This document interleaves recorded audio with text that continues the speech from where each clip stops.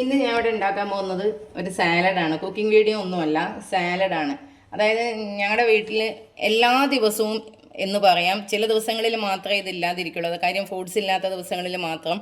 അപ്പോൾ എല്ലാ ദിവസവും ഇങ്ങനെ ഒരു സാലഡ് ഉണ്ടാവാറുണ്ട്. അതായത് ലഞ്ചിനാണെങ്കിലും ഈ ഡിന്നറിനാണെങ്കിലും ഒക്കെ ഈ സാലഡ് എല്ലാവർക്കും നിർബന്ധമാണ്. അപ്പോൾ നമ്മുടെ വീട്ടിൽ വരുന്ന ആളുകൾക്കും ഞാനിത് കൊടുക്കാറുണ്ട്. അപ്പം ചോറായാലും ബിരിയാണി ആയാലും നെയ്ച്ചോറായാലും ഒക്കെ എല്ലാവർക്കും ഈ സാലഡ് വലിയ ഇഷ്ടം. എല്ലാവരും ചോദിക്കും ഈ സാലഡ് എങ്ങനെയാണ് ഉണ്ടാക്കുന്നത്. ഞാൻ പറയും സിമ്പിളാണെന്ന്. അപ്പോൾ പറയും ഇതിൻ്റെ ഒരു റെസിപ്പി ചെയ്തുകൂടെ നിങ്ങൾക്കെന്ന് പലരും ചോദിച്ചിരുന്നു. അപ്പം ഞാൻ കരുതി സാലഡിൻ്റെ വീഡിയോ അല്ലേ, അപ്പോൾ ഇന്ന് ശ്യാമേട്ടൻ ചോദിച്ചത് നമ്മൾ സാലഡിൻ്റെ വീഡിയോ നമ്മളെ ചാനലിൽ ഇട്ടിരുന്നോ. അപ്പോൾ ഇല്ലെന്ന് പറഞ്ഞാൽ ഇന്ന് സാലഡിൻ്റെ വീഡിയോ ഇടാം. അപ്പോൾ അതിനാവശ്യമുള്ളത് ഇതാ പൈനാപ്പിൾ, തക്കാളി, ആപ്പിൾ, ക്യാരറ്റ്, ഇതാ പേരക്ക, കുക്കുംബർ, ക്യാബേജ്, ചെറുനാരങ്ങ, ക്യാപ്സിക്കം, വല്യുള്ളി, പോമഗ്രാനറ്റ്. ചുരുക്കി പറഞ്ഞാൽ നമ്മുടെ വീട്ടിലുള്ള സകലമാന പച്ചക്കറികളും സകലമാന ഫ്രൂട്ട്സും ഇതിന് വേണം. പക്ഷേ ഇതെല്ലാം വേണമെന്നില്ല. ഇതിൽ നമ്മൾ ആവശ്യമായിട്ട് ഏറ്റവും അത്യാവശ്യമായിട്ട് വേണ്ടത് തക്കാളി, വല്യുള്ളി, കുക്കുംബർ. ഇതാ ഈ പൈനാപ്പിളാണ് ഇതിൻ്റെ മെയിൻ താരം. പൈനാപ്പിൾ ഇടുമ്പോഴാണ് ഇതിനൊരു പ്രത്യേക ടേസ്റ്റ് വരുന്നത്. പൈനാപ്പിൾ കഴിയുന്നത് നിങ്ങൾ സ്കിപ്പ് ചെയ്യാതിരിക്കാം. ബാക്കി നിങ്ങൾ എന്ത് സ്കിപ്പ് ചെയ്താൽ നമ്മളടുത്തുള്ളത് വെച്ച് അഡ്ജസ്റ്റ് ചെയ്യാം. അപ്പോൾ ഇന്ന് നമ്മൾ ഈ സാലഡ് ഉണ്ടാക്കട്ടെ. ഞങ്ങൾ ചോറിനേക്കാളും കൂടുതൽ സാലഡാണ് എല്ലാവരും കഴിക്കുന്നത്. കുട്ടികൾക്ക് ഞങ്ങൾക്കൊക്കെ വലിയ ഇഷ്ടമാണ്.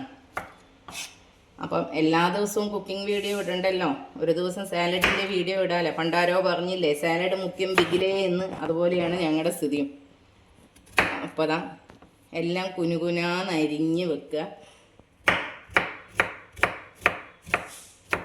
അപ്പോൾ ഈ സാലഡ് ചോറിന് സൈഡ് ഡിഷായിട്ട് മാത്രമല്ല, നമുക്ക് ഡിന്നറിനൊക്കെ നമുക്ക് ഒരു നേരത്തെ ഫുഡായിട്ട് ഇത് കഴിക്കാം. ശരിക്കും ഡിന്നറിനൊക്കെ ഈ ഒരു സാലഡും ഒരു പീസ് ചിക്കനോ അല്ലെങ്കിൽ ഒരു പീസ് ഫിഷോ ഫിഷ് ഫ്രൈയോ എന്തെങ്കിലും ഒന്ന് മതി. നമുക്ക് വയറ് നന്നായിട്ട് ഫുള്ളായ ആ ഒരു എഫക്റ്റ് ഉണ്ടാവും. പെട്ടെന്ന് തന്നെ ഡൈജഷൻ നടക്കുകയും ചെയ്യും. അപ്പോൾ നിങ്ങൾ ഒരിക്കലെങ്കിലും ഇങ്ങനെ ഒന്ന് കഴിച്ചു നോക്കാം. ഒരു ദിവസം ഡിന്നറിന് ഇങ്ങനെ കഴിച്ചു നോക്കാം. ഈ ഒരു സാലഡും ഒരു പീസ് ഫിഷും ഇതരിഞ്ഞിട്ട് ഇത് നല്ല രീതിയിൽ ഉപ്പും കുരുമുളകും ലെമൺ ജ്യൂസും ഇട്ടിട്ട് നന്നായിട്ടിത് മിക്സ് ചെയ്യണം. ഇതിന് വേണമെന്നുണ്ടെങ്കിൽ നമുക്ക് അവക്കാഡോൻ്റെ ഒരു ഡ്രസ്സിങ് വേണമെന്നുണ്ടെങ്കിൽ കൊടുക്കാം. പക്ഷെ ഞാനിവിടെ ഒന്നും ചെയ്യുന്നില്ല. കാര്യം ഇങ്ങനെ തന്നെ എല്ലാവർക്കും വലിയ ഇഷ്ടമാണ്. നമ്മൾ ഡ്രസ്സിങ്ങൊക്കെ കൊടുക്കുക, അത് ടേസ്റ്റ് ഇല്ലാതാകുമ്പോഴും കഴിക്കാതാകുമ്പോഴൊക്കെ അല്ല.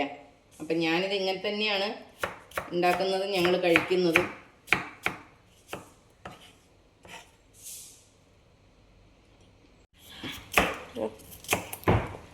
ഇത് ഏകദേശം ഇതിപ്പോൾ നമ്മൾ വിചാരിക്കും നമ്മളെ കയ്യിൽ ഇതൊന്നുമില്ല. നമ്മളെ വീട്ടിൽ എല്ലാവരുടെയും ഫ്രിഡ്ജൊന്ന് തുറന്നു നോക്കിയാൽ വെജിറ്റബിൾ ബോക്സിലുള്ള സാധനങ്ങൾ വെച്ച് നമുക്ക് ഇങ്ങനെ ഒരു സാലഡ് ഉണ്ടാക്കാം. എന്തായാലും ഉണ്ടാവും. എക്സ്പയറി ഡേറ്റ് കഴിയാറായ കുക്കുംബറും ക്യാരറ്റും തക്കാളിയും ഉള്ളിയും ഒക്കെ ഉണ്ടാവും.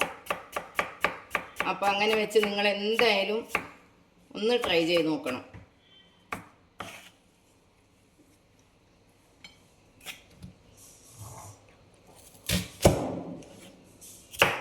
നിങ്ങളുടെ കയ്യിലുള്ള ഐറ്റംസ് വെച്ചിട്ട് ഓരോന്നിൻ്റെ അളവ് നിങ്ങൾക്ക് കൂട്ടിയെടുക്കാം. എൻ്റെ കയ്യിൽ ഇപ്പോൾ എല്ലാ സാധനവും ഉള്ളത് കൊണ്ടാണ് ഞാൻ എല്ലാം ചെറിയ പീസും ചെറുതും ഒക്കെ എടുത്തിട്ടുള്ളത്. ആ ഉള്ളിയിൽ എന്തോ ഒരു കേടുണ്ട്.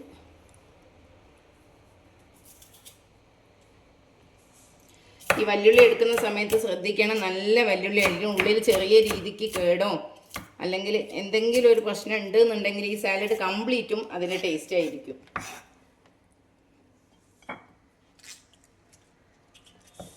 ഞാൻ സാധാരണ ഇതിന് ക്യാബേജ് ഇടാറില്ല. ഇതിപ്പോൾ എൻ്റെ കയ്യിൽ ഇന്നാൾ വാങ്ങിച്ച ഒരു നാടൻ ക്യാബേജ് ഞാൻ സാധാരണ ക്യാബേജ് വാങ്ങിക്കാറില്ല. ക്യാബേജ് കോളിഫ്ലവർ ഒന്നും ഞാൻ വാങ്ങിക്കാറില്ല. ഒരു നാടൻ ക്യാബേജാണെന്ന് പറഞ്ഞപ്പോൾ ഞാൻ വാങ്ങിച്ചത് ചെറിയ പീസ് ഉള്ളതുകൊണ്ട് ഞാൻ ഇട്ടതാണ്. ഞാൻ സാധാരണ ക്യാബേജ് ഇടാറില്ല, ബാക്കി എല്ലാ സാധനവും ഇടാറുണ്ട്.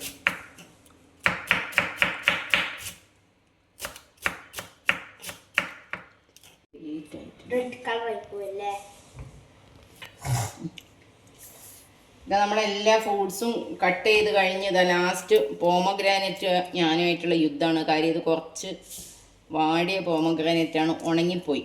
അപ്പോൾ അതൊന്ന് ഹാർഡായിപ്പോയി. പക്ഷെ ആ തൊലിയൊന്ന് ഇതായി കഴിയുമ്പോൾ ഓക്കെ ആവും.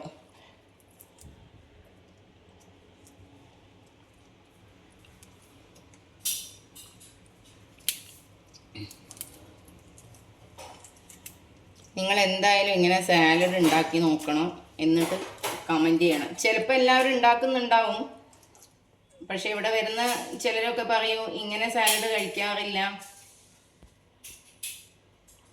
ഇതൊന്നും നിങ്ങൾ സ്പെഷ്യലായിട്ട് ഉണ്ടാക്കിയതാണോ എന്നൊക്കെ ചോദിക്കാറുണ്ട്.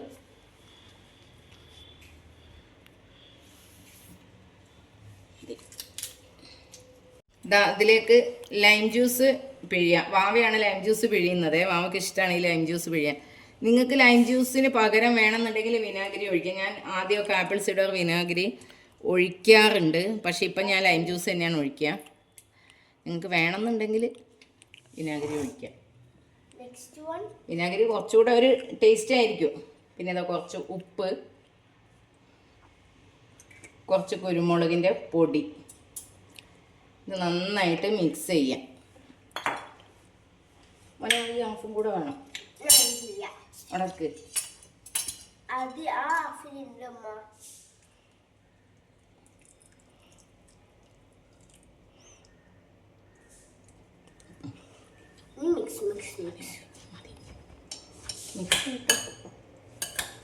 ഇത് ഞാൻ സാലഡ് ട്രേയിലേക്ക് ഇടാൻ പോവാണ്.